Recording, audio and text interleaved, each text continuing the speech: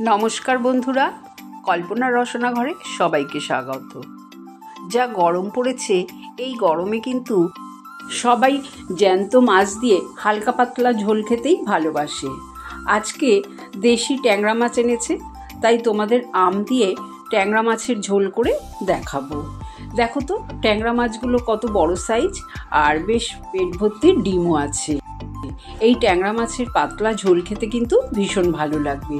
ট্যাংরা মাছগুলোকে তো ধুয়ে পরিষ্কার করে নিয়েছি। এবার স্বাদ অনুযায়ী নুন দিয়ে দিলাম, আর অল্প হলুদ গুঁড়ো দিয়ে দিলাম। 1 চামচ কিন্তু তেলও দিয়ে দিলাম। খুব ভালো করে নুন, হলুদ আর তেল মাছের গায়ে মাখিয়ে নেব। তেলটা মাখার কারণে মাছটা কিন্তু তেলের মধ্যে যখন আমি ভাজবো, মাছটা ফুটে তেল ছিটে গায়ে আসবে না। মাছটা 15-20 মিনিট এইভাবেই রেখে দেবো। তারপরে গ্যাস অন করে আমি কড়াই বসিয়ে তাতে সর্ষের তেল দিয়ে দিলাম, কারণ মাছের ঝোল সর্ষের তেলেই ভালো হবে। প্রথমে 4 চামচ সর্ষের তেল গরম করতে দিলাম।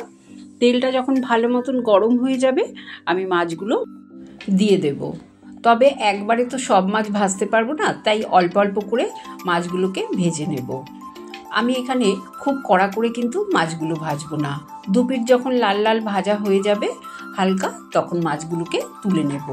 তারপরে বাদবাকি যে মাছগুলো আছে সেইগুলো এইভাবে হালকা করে দুপিঠ ভেজে তুলে নেব। তবে আমার শাশুড়ি মাকে দেখতাম জ্যান্ত মাছ হলে কাঁচা মাছ দিয়েই কিন্তু আম দিয়ে টক ঝোল বানাতো, কিন্তু আমার ছেলে মেয়ে তো মাছ ভাজা ছাড়া খাবে না, তাই মাছগুলোকে আমি ভেজে নিলাম।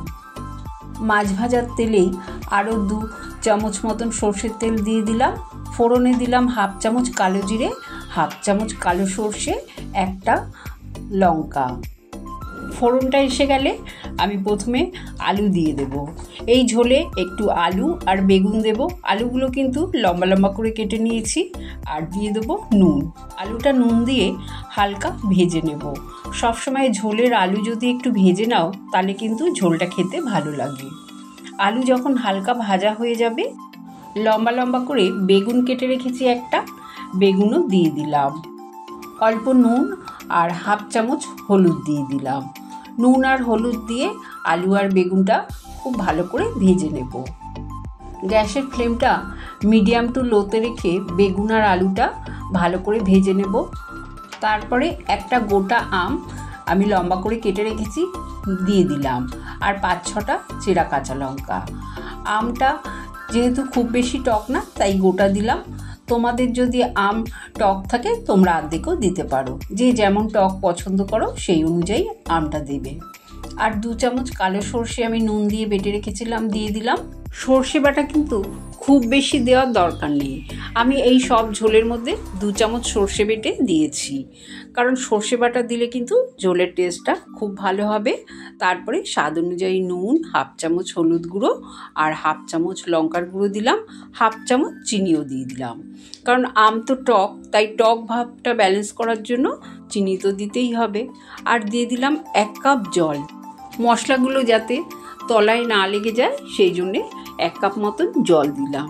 এবার গ্যাসের ফ্লেমটা একদম লোতে করে 10 থেকে 12 মিনিট রেখে দেব।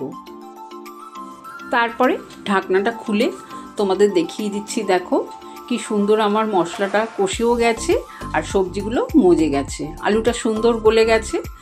এবার আমি দিয়ে দেব 1 বাটি গরম জল। ঝোলের জন্য কিন্তু অবশ্যই গরম জল দিতে হবে।